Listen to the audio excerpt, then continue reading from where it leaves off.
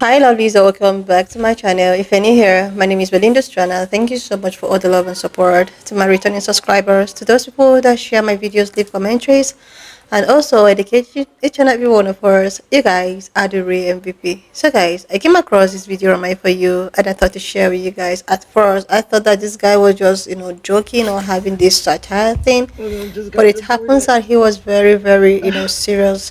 So he was all about, crying that his mom was just all of a sudden got deported, and this irritated him, and I was able to put up some of those stitches. I'm just going to roll it. Please leave me your own thought in the comment section of what you think of this video, and please do not forget that we do not support any form of bullying and harassment. We're just here for educational and informative purposes. Alright lovelies, let's start. My mom just got deported. My mom just got deported.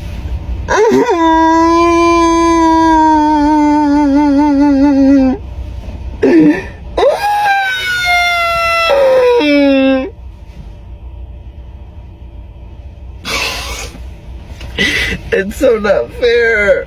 It's so not fair. She's literally not a criminal. Like, she's literally just paid her taxes. She's literally just...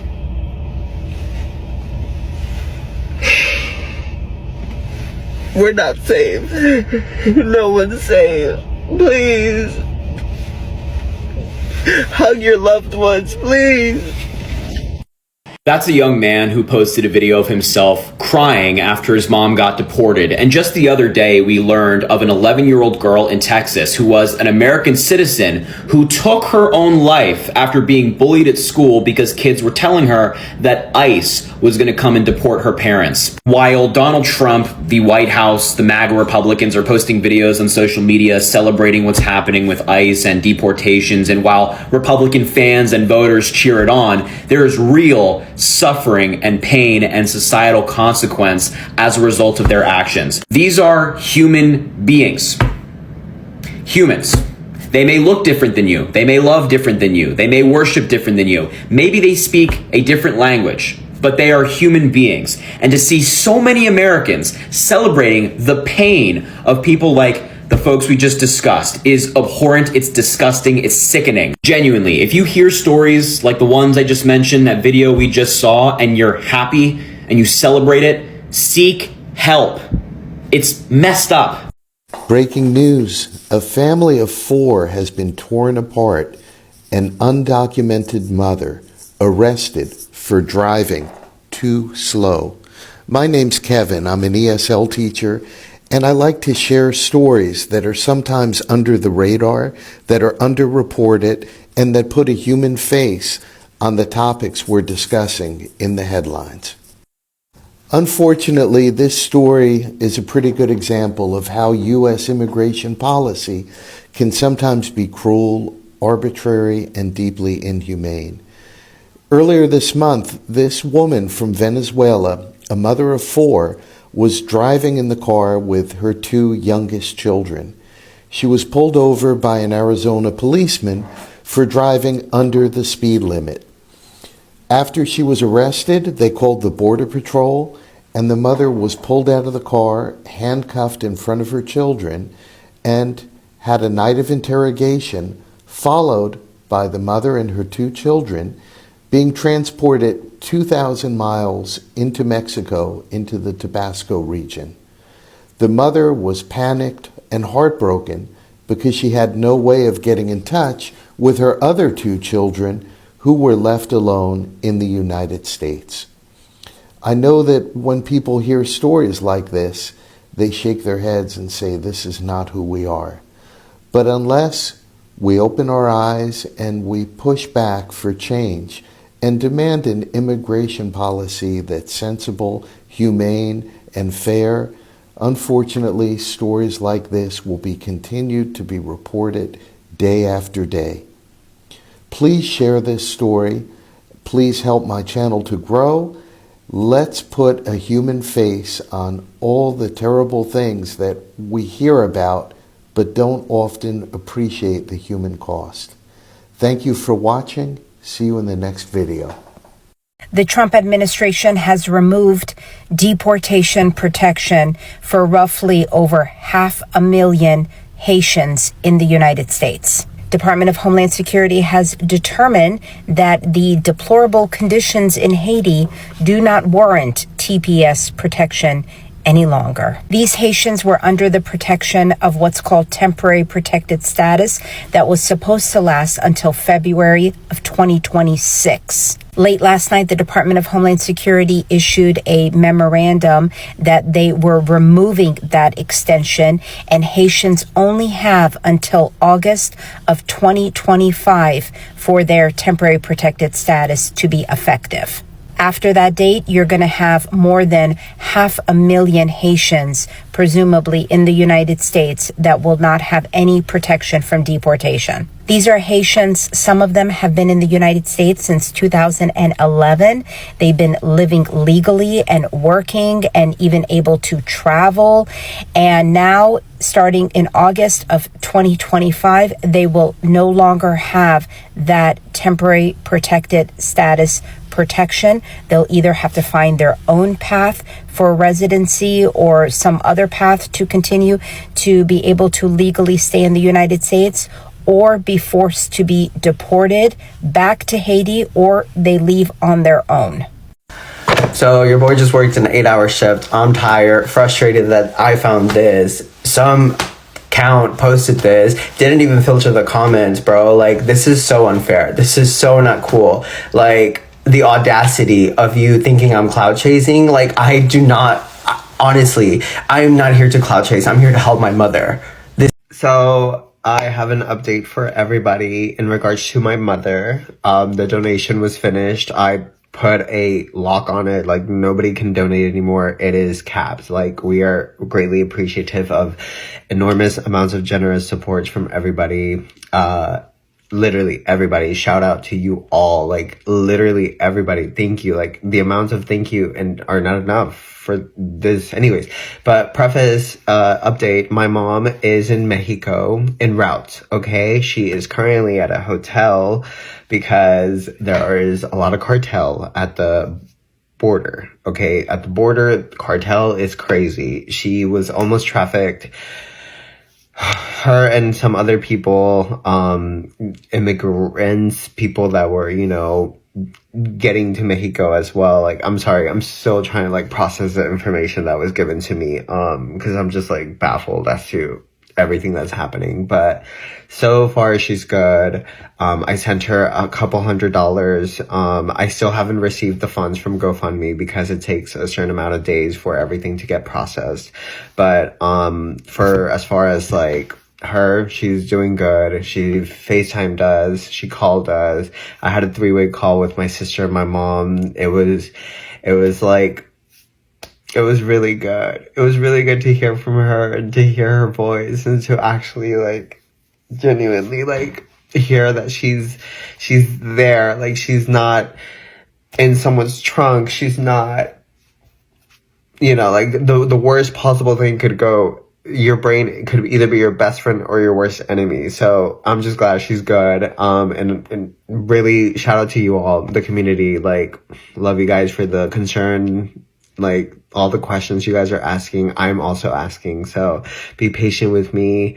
Really genuinely love the support. Thanks for the followers. Like, OMG, you guys. Like, genuinely thank you. Like, wow. Didn't expect the community to be so welcoming and, you know, very comforting. I love the algorithm that I have. I wouldn't change it for the world. So I hope this video finds you in a good day for you. I hope you guys had a wonderful Valentine's Day. I myself will be going to work. I'm potentially getting ready right now. So hopefully y'all have a good day by the time you see this. Hi, I'm Q. Here's an update on my self-deportation story and the process that we're going through. For anybody that's new here, I have DACA. I've been in the States since I was 7, and this year we are choosing to leave the US. So right now we're in the process of gathering documents, passports, getting passports for my daughters who were born here in the US. That alone takes weeks. I didn't even know that the kids needed passports to leave the US, as stupid as that sounds, because Again, I'm not a citizen. I just have DACA, and with DACA, we're not allowed to travel outside of the States, so they don't have passports. Also, apostille. I don't even know if I'm saying that right. Up until about a week or so, I didn't even know what that was. I have to get their birth certificates apostilled. I don't know how to say that. To be honest, I'm struggling with that because 2 of my daughters were born in a different state. So I'm trying to figure that out. If anybody has any tips on how to get birth certificates apostilled in North Carolina or Florida, please let me know. So gathering like school, just records, school transcripts, immunization records. Some people suggested that I get those translated, maybe even notarized. Basically, the point here is that I have to take all the documentation over there and like prove that it's legit. Next comes doing research about where to live in Mexico, picking a city, right? So after all our research and all the recommendations, we've settled on Mérida in Yucatan. But then comes picking where in Mérida. So I had to do research on the schools, hopefully find one that's dual language that will support my daughters in learning how to read and write in Spanish. Because on their own, they'll learn how to speak Spanish, but they don't know how to read and write in Spanish. So I have to find a school that will support them in the process. Once I've figured out the school aspect, then we can narrow down where in Mérida we will live. Then finding somewhere to live, like finding somewhere to rent and getting in contact with them and figuring out what the process is to rent there, what documentation they need or what the process is like. We still don't have all the research down as far as getting a vehicle across the border, like what paperwork you need for that, I don't know, fees, what the process is getting a car across the border. Even though we plan on flying there and just having someone else take our car for us. So all of this needs to be done, and we haven't even made it to purchasing plane tickets on the list. Also, kind of to backtrack a little bit, I still don't have a Mexican passport yet. I wonder if I can just leave the US with just like my driver's license and my Mexican birth certificate. Can I do that? Also, since I have DACA, I have legal status here. Do I clock out? I know this sounds like a stupid question, but do I clock out somewhere? Do I have to let somebody know? Do I have to do something, or do I just leave?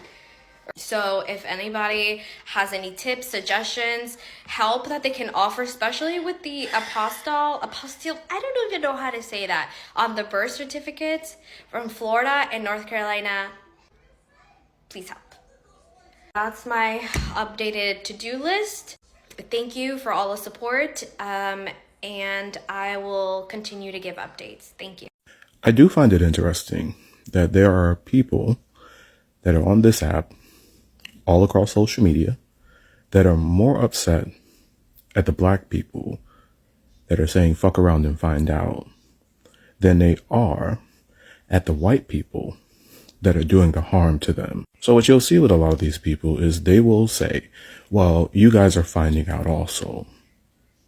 That's interesting. Not because it's almost as if you guys are attempting to erase our experience in this country whole scale. You see, because we have been finding out since a lot of your ancestors came into Africa and kidnapped our ancestors. We have been finding out when a lot of our ancestors were pushed into the ocean by a lot of your ancestors, or chose to jump into the ocean because death was a better fate than to be enslaved. We have been finding out when we got to the British colonies of what would become the United States, and we were put on blocks and sold.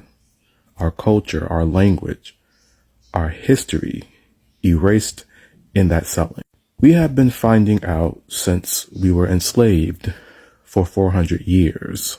We have been finding out since our emancipation and the development of the oldest terrorist group in the world that terrorized our communities all across the South, lynching our family members. We have been finding out since we were being lynched for attempting to walk into the same entrances as white people, sit at the same counters as white people, use our constitutional right to vote, drink out of the same water fountains as white people, go to the same schools as white people.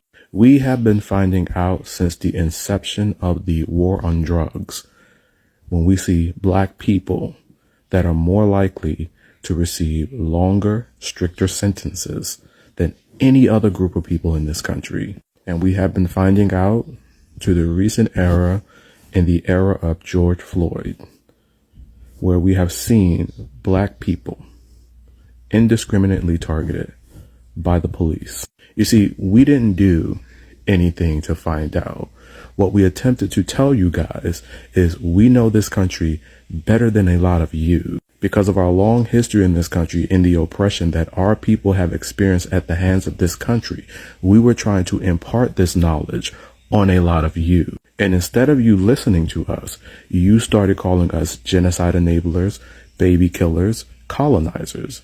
A lot of you are more mad at us than you are at the Trump supporters and white people that are actually doing the harm to you. A lot of you see the Trump administration ramping up these mass deportations of Latinos, and instead of you targeting those white people that are doing it to you, you are instead choosing to devote your time, energy, and effort to being anti-black.